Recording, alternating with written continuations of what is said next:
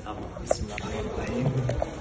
اليوم قرار تاريخي بەناوی خۆی گەورەی میهرەبان. ئەمڕۆ دادگای باڵای فیدراڵی بڕیارێکی مێژووی بە هەڵوەشاندنەوەی هەموو بڕیارەکانی ئەنجومەنی وەزیران سەبارەت بە ناردنی پارە بۆ هەرێمی کوردستان بە پێچەوانەی یاسا و دەستوورەوە دەرکرد. ئەوەش بەهۆی ئەو داوای یاسایی من تۆمارم کردبوو.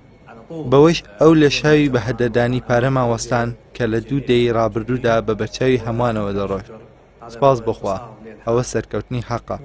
ئەم بابەتە هیچ ڕەهەندێکی ڕەگەزپەرستی بەرامبەر براکانمان لە خەڵکی هەرێمی کوردستان یان توندڕەوی ئێمە وەک خەڵکی باشوور تێدا نییە. بابەتێکی کەسی نییە دژی مستەفا کازمی سەرۆکوەزیرانی پێشوو یان محەممەد شیع سوودانی سەرۆکوەزیرانی ئێستا، بەڵکو ئەمە بۆ دەرخستنی حەق و کارکردن بە دەستور و یاسایە، چونکە ئەوە پارەی خەڵکی ناوەڕاست و باشوور و هەموو عێراقیەکانە و دەدرێت بە خەڵکانێک کە خاوەنی نین.